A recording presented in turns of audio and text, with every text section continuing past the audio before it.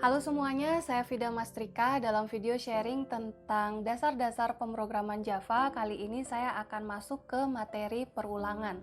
Di awal ini saya akan menjelaskan tentang perulangan for. Kalau kalian sudah pernah belajar bahasa pemrograman yang lain, ya selain bahasa pemrograman Java, tentunya format dari perulangan for ini tidak jauh berbeda. Bagaimana formatnya dalam bahasa Java? Ayo kita pelajari dalam video kali ini.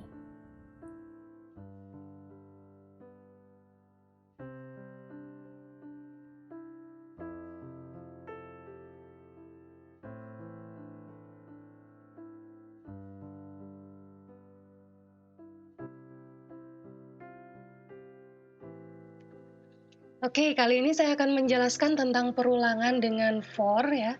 Ini adalah formatnya. Nah, pertama kita ketik for dulu, setelah itu kurung kurawal buka dan kurung kurawal tutup ya. Di dalam kurung kurawal buka dan tutup ini kita punya 3 bagian ya. Pertama bagian start, setelah itu dipisahkan dengan titik koma, setelah itu ada bagian condition, dipisahkan dengan titik koma, dan yang ketiga adalah increment ataupun decrement ya. Setelah itu langsung kurung tutup.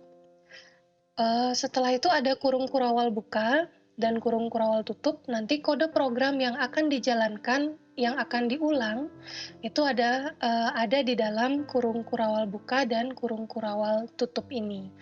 Nah, untuk start, itu isinya adalah inisialisasi awal dari variabelnya ya. Misalnya i sama dengan 1 atau i sama dengan 0 atau i sama dengan 100 itu tergantung kebutuhan kalian ya. Condition ini adalah saat kapan dia terus mengulang ya. Misalnya i kurang dari sama dengan 5. Nah, kalau misalnya condition tersebut sudah tidak terpenuhi, berarti for-nya akan berhenti. Misalnya nilai i-nya itu sudah lebih besar dari 5, berarti condition-nya tidak terpenuhi dan akan langsung berhenti. Untuk yang bagian increment atau decrement ini kalian bisa tulis i++ untuk nama variabel plus untuk increment atau nama variabel min untuk decrement. Ya, tergantung kebutuhan kalian. Nah, untuk contoh, di sini saya buat variabel, nama variabelnya adalah i, tipenya adalah integer, dan saya langsung masuk ke blok for di sini. Saya inisialisasi nilai i sama dengan 1, ya, itu adalah di kondisi start. Startnya nilainya i adalah 1. Setelah itu titik koma untuk memisahkan dengan condition. Condition yang diharapkan adalah i kurang dari sama dengan 5. Berarti selama i kurang dari sama dengan 5, perulangannya akan terus berjalan. Kalau nilai i itu sudah lebih besar dari 5, condition ini tidak dipenuhi, berarti for-nya akan langsung berhenti. Perulangannya akan langsung berhenti. Nah, di sini ada increment ya. Berarti nilainya yang pertama i adalah 1. Kita cek kondisinya, i kurang dari sama dengan 5, iya betul. Berarti kita tambah nilai i-nya. Setelah itu kita print, hai saya sedang belajar perulangan. Ya. Setelah itu kita print i-nya. I yang kita print ini adalah i yang sebelum ditambah ya. Jadi di sini yang pertama adalah 1. Setelah itu akan karena kondisinya masih benar ya, kita akan masuk lagi ke for. Di sini i-nya akan sudah ditambah. I kurang dari sama dengan 5. Sekarang i-nya adalah 2. Berarti masih memenuhi kondisi. Kita akan print lagi system out print, hai saya sedang belajar perulangan, ditambah dengan nilai i-nya sama dengan 2. Sampai akhirnya nilai i-nya itu kita tambah, yang terakhir adalah 5, kita tambah 1 lagi sampai tidak memenuhi ini ya. Jadi kita nilai saat ini adalah 5. Di sini sudah di print, hai saya sedang belajar perulangan, i-nya sama dengan 5. Kita tambah 1 lagi di sini, berarti sudah tidak memenuhi ini ya. Karena nilainya sama dengan 6, berarti i tidak kurang dari sama dengan 5. For-nya akan langsung berhenti, ya. Kalau dijalankan, ini akan seperti ini. Hai, saya sedang belajar perulangan ditambah dengan nilai I pada saat itu, ya. 1, 2, 3, 4, 5. Ya, karena I yang di awal adalah 1. Setelah itu kondisinya kita akan stop kalau nilai I-nya itu lebih besar dari 5. Kalau yang ini kondisinya yang benar ya. Jadi for-nya akan berjalan terus kalau I kurang dari sama dengan 5. Setelah itu kita tambah nilai I-nya. Oke, yang kedua. Misalnya yang kedua saya punya kode program lagi, tapi dengan decrement. Kalau dengan decrement ini biasanya nilai I pada start itu lebih besar, ya.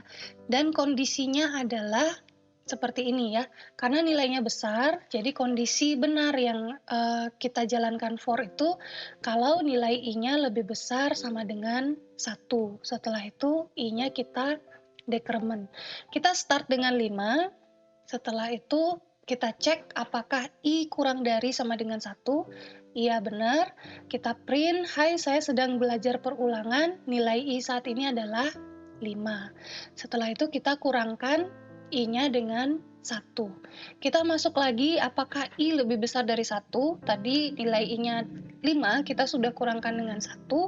Berarti benar ya, nilai I masih sama dengan 4, lebih besar sama dengan 1, berarti di print lagi.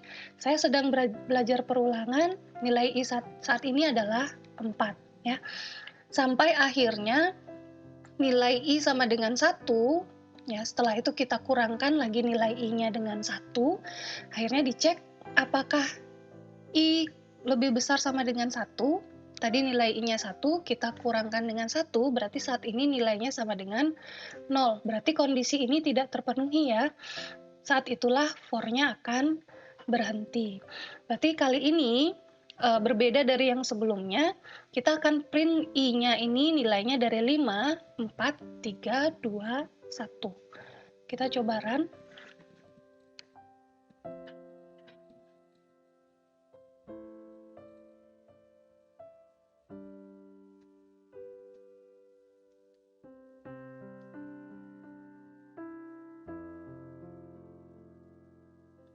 Oke.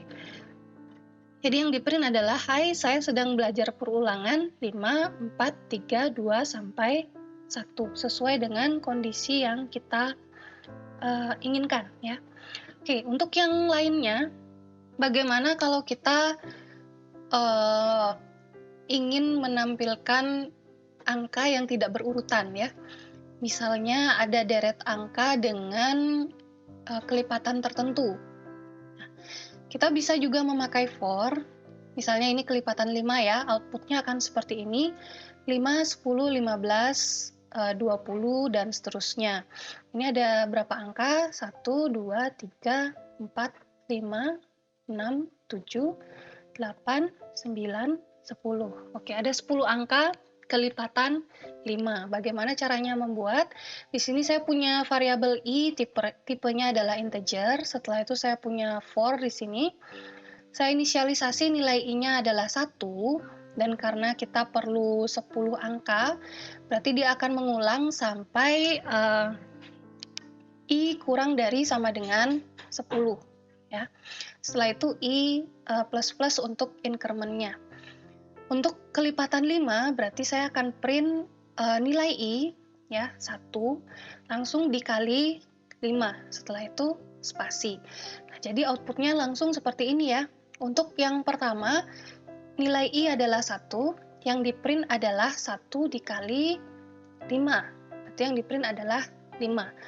Nah, kita cek juga kondisinya, I masih nilainya 1 ya, berarti masih kurang dari sama dengan 10. Kita tambah I-nya. Sekarang I sama dengan 2. I sama dengan 2, kita masuk lagi ke perhitungannya, berarti 2 dikali 5. 2 dikali 5 adalah 10. Oke, di print 10, setelah itu dicek lagi apakah I masih kurang dari sama dengan 10. Iya, I-nya masih 2, kita tambah I-nya, berarti sekarang I sama dengan 3. Masuk lagi ke sini, berarti I sama dengan 3 dikali 5 sama dengan 15. Dan seterusnya sampai kondisi ini tidak terpenuhi. Nah, begitu dia cara kita menggunakan perulangan dengan for. Nah, itu dia penjelasan tentang perulangan for. Untuk di video selanjutnya, saya akan masih membahas tentang perulangan, tapi saya akan membahas tentang while dan do while. Sampai bertemu di video saya yang selanjutnya.